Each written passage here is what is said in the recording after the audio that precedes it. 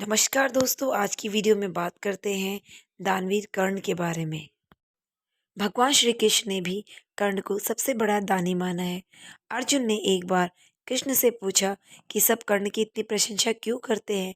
तब कृष्ण ने दो पर्वतों को सोने में बदल दिया और अर्जुन से कहा कि इस सोने के गांव को वालों में बांट दो।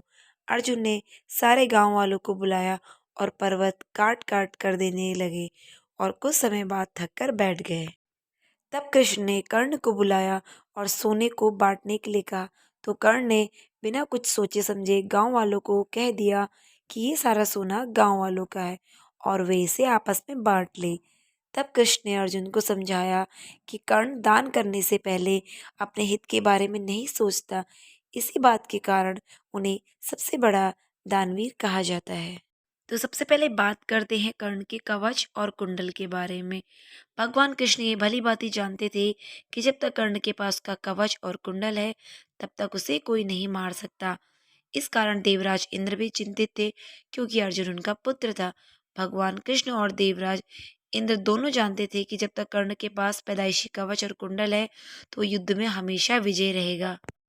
दोनों ने मिलकर ये योजना बनाई और इंद्र एक विप्र के वेश में कर्ण के पास पहुंचे और उनसे दान मांगने लगे। कर्ण ने कहा, मांगो। विप्र बने इंद्र ने कहा, नहीं, पहले आपको वचन देना होगा, क्योंकि जो मैं आपसे मांगूंगा आपको वो देना ही पड़ेगा। तभी कर्ण ने तैश में आकर जल हाथ में लेकर कहा, हम प्रण करते हैं विप्रवर, आप तुरंत मांगिए। तो तभी आपके शरीर के कवच और कुंडल हमें दान स्वरूप मिलने चाहिए। कर्ण ने इंद्र की आंखों में झांका और फिर दानवीर कर्ण ने बिना एक क्षण गवाए अपने कवच और कुंडल अपने शरीर से खंजर की सहायता से अलग कर दिए और विप्रवर को सौंप दिए। इंद्र ने तुरंत वहां से दौड़ ही लगा दी। तभी आकाशवाणी हुई, देवराजेंद्र, तुमने बहुत बड़ा पाप किया है। अपने पुत्र अर्जुन की जान बचाने के लिए तुमने छल पूर्वक कर्ण की जान को खतरे में डाल दिया। अब यह रथ यहीं धंसा रहेगा और तुम भी यहीं धंस जाओगे। तब इंद्र ने कर्ण को कवच कुंडल के बदले अमोघ अस्त्र दिया था। तो बात करते हैं दूसरे दान की। कुंती को दान में दिया वचन। एक बार कुंती कर्ण के पास गई और उससे पांडवों की ओर से लड़ने का आग्रह करने लगी। कर्ण को मालूम था कि कुंती मेरी माँ है। कुंती के लाख समझाने पर भी कर्ण नहीं माने और कहा कि जिसने अब तक मेरा साथ दिया, सारा जीवन बिताया, उसके साथ मैं विश्वासघात नहीं कर सकता हूँ। तब कुंती ने कहा कि क्या तुम अपने भाइयों को मारोगे। इस पर कर्ण ने बड़ी ही दुविधा की स्थिति में वचन दिया, तुम जानती हो कि कर्ण यहाँ याचक बनकर आया तो कोई खाली हाथ नहीं जा सकता। मैं तुम्हें वचन देता हूँ कि अर्जुन को छोड़कर मैं अपने अन्य भाइयों पर शस्त्र नहीं उठाऊंगा। तो बात करते हैं अगले दान की। यौवन दान में दे दिया। किंवदंती है कि एक बार कर्ण ने अपना यौवन ही दान दे दिया। कथा अनुसार एक बार की बात है, दुर्योधन के महल पर भगवान नारायण स्वयं विप्र के वेश में पधारे और दुर्योधन की भिक्षा मांगने लगे। दुर्योधन के द्वार पर आकर एक विप्र ने अलख जगाई, नारायण हरि भिक्षाम देहि।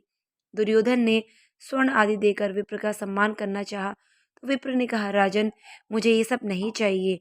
दुर्योधन ने आश्चर्य से पूछा, महाराज, आप कैसे पधारे।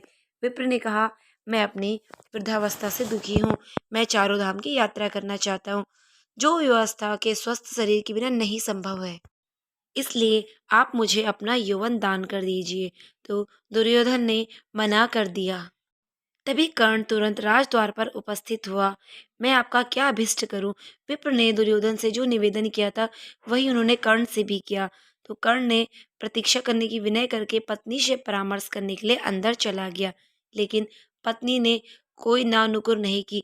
वह बोली, महाराज, दानवीर को दान देने के लिए किसी से पूछने की जरूरत क्यों आप पड़ी। तभी कर्ण ने अपना यौवन दान करने की घोषणा कर दी और तभी भगवान विष्णु प्रकट हो गए, जो दोनों की परीक्षा लेने आए थे। तो बात करते हैं सोने के दांत के दान की।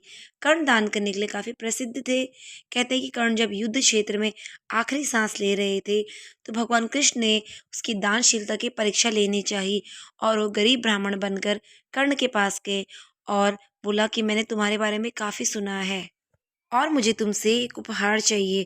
तो कर्ण ने उत्तर में कहा कि आप जो चाहे मांग ले। ब्राह्मण ने सोना मांगा। कर्ण ने कहा कि सोना तो उसके दांत में है और आप इसे ले सकते हैं। ब्राह्मण ने जवाब दिया, मैं इतना कायर नहीं हूँ कि तुम्हारे दांत तोड़ दूँ। कर्ण ने तब एक पत्थर उठाया और अपने दांत तोड़ लिए। ब्राह्मण ने इसे भी लेने से इनकार कर दिया, कि कहा कि ये खून से सना हुआ, मैं इसे नहीं ले सकता हूँ।